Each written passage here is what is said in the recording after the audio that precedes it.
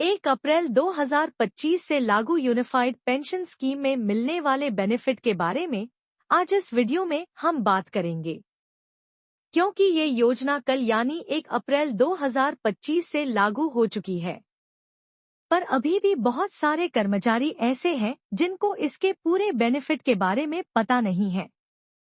अभी भी उनको जानकारी का अभाव है कि वह रिटायरमेंट के बाद इस योजना से क्या बेनिफिट लेंगे। आज की इस वीडियो में आपको यही जानकारी देंगे जिससे कि आप यह निर्णय ले सको कि आपको एनपीएस में जाना है या यूपीएस में। यूनिफाइड पेंशन स्कीम के बेनिफिट्स इस प्रकार हैं। सुनिश्चित पेंशन 25 साल की न्यूनतम सेवा पूरी करने वाले कर्मचारियों को रिटायरमेंट से पहले अंतिम 12 महीनों के औसत मूल वेतन का 50% पेंशन के रूप में मिलेगा। यदि सेवा 10 साल से अधिक लेकिन 25 साल से कम है तो पेंशन आनुपातिक रूप से कम होगी। मान लीजिए एक कर्मचारी का नाम सिद्धू है। सिद्धू ने 25 साल तक सरकारी नौकरी की और रिटायरमेंट से पहले उसके अंतिम 12 महीनों का औसत मूल वेतन 60,000 रुपए प्रति माह था। एकीकृत पेंशन योजना के तहत सिद्धू को पेंशन की गणना इस तरह होगी। पेंशन 60,000 का 50% 30,000 रुपए प्रति माह। तो सिद्धू को हर महीने 30,000 रुपए पेंशन मिलेगी। अब अगर सिद्धू ने केवल 15 साल की सेवा की होती तो उसकी पेंशन 25 साल की पूरी सेवा के अनुपात में कम होती।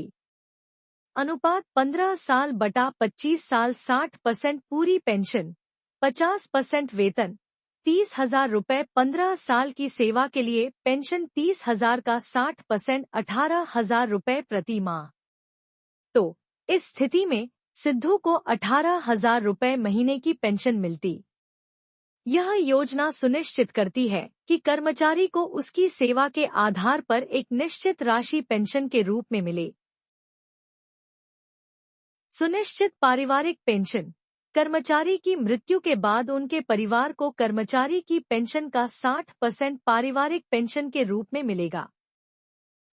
मान लीजिए सुनीता की रिटायरमेंट के समय औसत मासिक मूल वेतन 80,000 रुपए है और उनकी सेवा अवधि 30 साल है।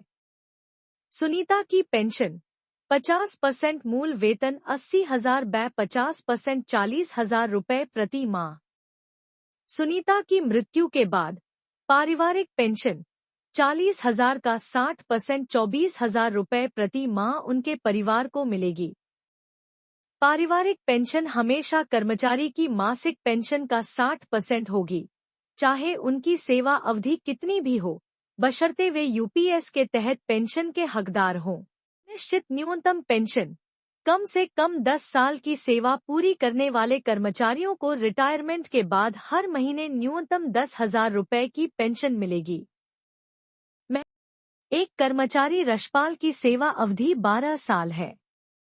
रिटायरमेंट से पहले उनके अंतिम 12 महीनों का औसत मूल वेतन 15,000 रुपए है।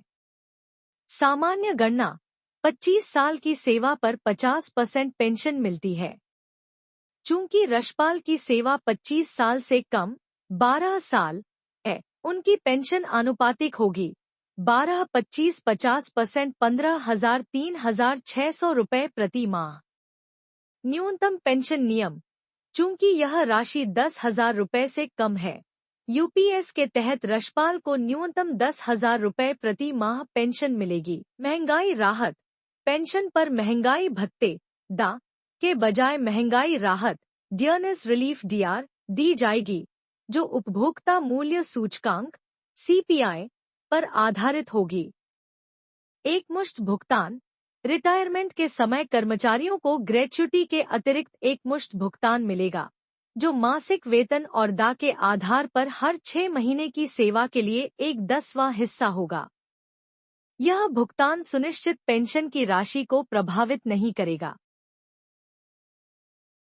मान लीजिए एक कर्मचारी का अंतिम मूल वेतन 50,000 रुपए महंगाई भत्ता 20,000 रुपए 40% मानते हुए कुल अंतिम वेतन 50,000 प्लस 20,000 70,000 रुपए है।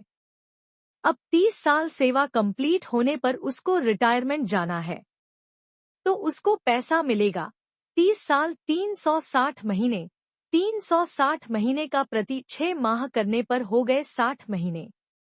अब फॉर्मूला लगेगा अंतिम वेतन गुना 60 महीने गुणा 1/10 मतलब 70,000 गुना 60 गुना 1/10, तो जो राशि बनेगी वो 4,20,000 रुपए। ये सारी जानकारी यूनिफाइड पेंशन स्कीम के बेनिफिट्स के बारे में थी।